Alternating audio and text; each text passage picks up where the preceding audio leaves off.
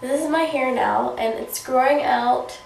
Like, this is where the blonde was, and you know, as you get down to the tips, it gets really blonde, but you can't really tell because my hair is dark. But some spots is like really bad. Like, I think back here there's like a blonde streak going down the middle, and it's like a no-no. Hey guys, I'm doing a vlog today, and it's about my hair. And if you noticed, it's one color. Yeah.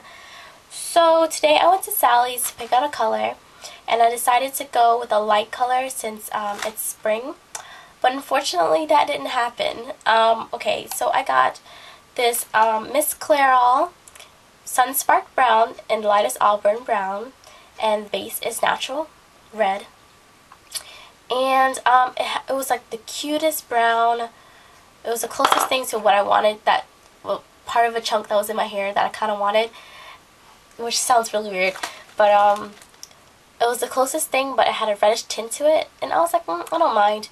I don't really mind a warm color for the summer and spring, whatever. So I went with that one, and then I bought 2 bottles.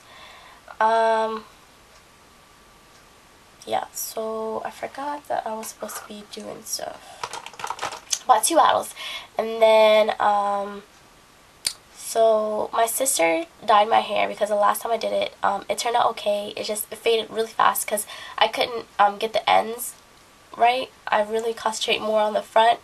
So she did it, and then it came out like this. Pretty much probably because we didn't put enough developer in it. We used level 40 on that one. So let me go grab my laptop with some tips to avoid the wrong colorage, and I'll be right back. If you hear a fan going, that's my laptop, this big gigantic thing. So here are a few tips on hair coloring at home. You want to use some color correctors, especially with Asian hair. Whenever we dye our hair a brighter color, it tends to come out really bronzy, so you want to use a color corrector, like a red color corrector, or Clairol sells dyes that are, they say brass busters, and those will help to prevent brassy hair to begin with. You want to wear something very comfortable and something you really don't care about. If you're dyeing your hair black, just wear a black shirt, and if you're bleaching your hair, then, you know, just wear a white shirt. I mean, it really wouldn't matter if you don't care about the shirt anyway. And also, don't wear, like, other things that you care about. Like, I wore a cami underneath the shirt that I cared about, kind of, you know. And I forgot, like, I had to take it off whenever I shower. So I kind of got a little bit on there. If you really want to avoid getting, like, any dye on your cape, or getting any dye on your clothes, or minimal dye, just put, like, a paper bib and just clip it. And that should prevent it. And then today, like, it's soaked, like, the thing, like, soaked up the thing.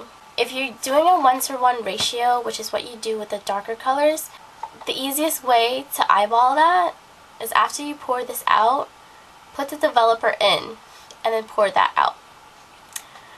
And on topic of developers, if you're using a developer, the lower the number is dark, and the higher the number is for hot, like, light colors. So if you're dyeing your hair really dark, you want to do like a level 10. Today I did a level 20, and obviously it wasn't enough because my hair needs more lift than that. So next time I'm probably going to do like 40. 40 is for like when you bleach blonde your hair, when you do bleach blonde, whatever. If you're very messy with your application, you know, rub some lotion or Vaseline here, so just to prevent dye getting there. But if you don't do that, as soon as you're done, you just like could rub it off, you know, just rub it off with some lotion or rub it off with some water, and then you'll be fine. Coat all of your hair.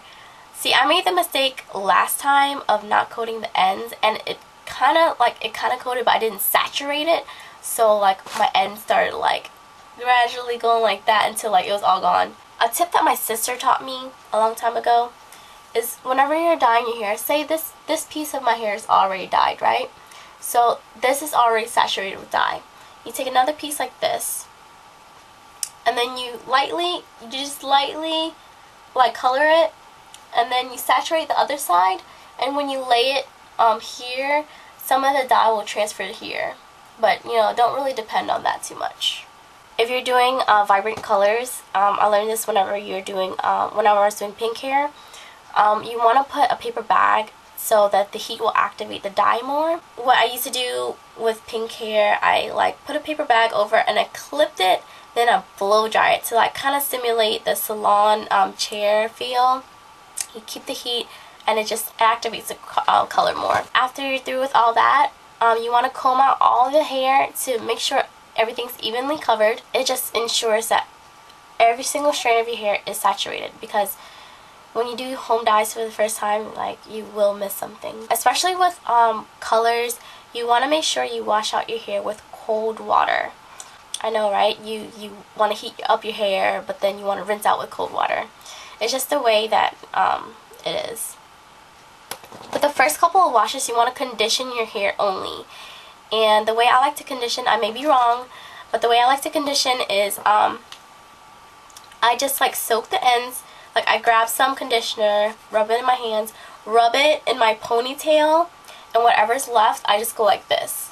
Because you don't want a lot of conditioner on the top of your hair, because it's going to weigh down the rest of your hair, and it's going to give you, it's going to have like less of that natural volume whenever you step out the shower. Something I learned today from like People magazine or something like that, People Style magazine watch or something like that. I actually found out that I've been lather, rinsing, and repeating, but I actually found out that to keep your color, you want to just shampoo the top of your head like this. I mean, it may be different in professional salons, but you just want to shampoo the hair just at the top, and the rinse will just wash out the rest of the hair. I mean, this is where most of the oils are in the top of the head, like closer to the scalp. So the rest of the soap will just wash it out, and like you don't want the soap to strip out all the dye.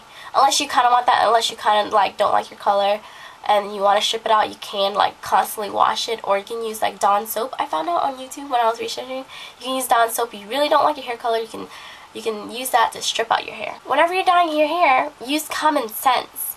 I don't want to say it like that. Just use common sense. I mean, like what I said with the shirt and stuff like that. If you're dyeing your hair black, you don't want to ruin a very good towel. I mean, you don't want to like take a white towel and then rub your head with it. If you dye your hair dark, just buy a brown towel. No one will ever know that there's dye on it. And then if you like highlight your hair, get like a light colored, like tannish towel. Last, dyeing is always better with a friend. It's a lot harder to see the back of your head without the help of a friend, and trust me, I've dyed my hair myself a few times and it looks like crap, and then I just get it professionally done, or like my sister dyes it all black like this, because it's really hard to see the back of your head. You really just, whenever you do it yourself, you really just concentrate like right here. I'm really sad that I didn't get to go to Paul Mitchell to dye or strip my hair, but that just saves me a little bit of money just to dye my hair at home and whatnot. Oh, a tip I forgot to mention, whenever your hair is feeling a little dry, even though you conditioned it, you can use some spray-on leave-in conditioner. And for right now, I'm just using the Ion Anti-Frizz Solutions. I like this after I shower, and it just conditions my hair, and it smells really nice. It smells like berries. So yeah, that is my hair update. Hopefully I can get a haircut soon, because I'm tired. Like, it's decent, but I like my layers shorter than this. Like, this is already short for some people, but I like my layers like up here, and I want them back. So yeah, that's my hair update, and see you guys soon. Bye.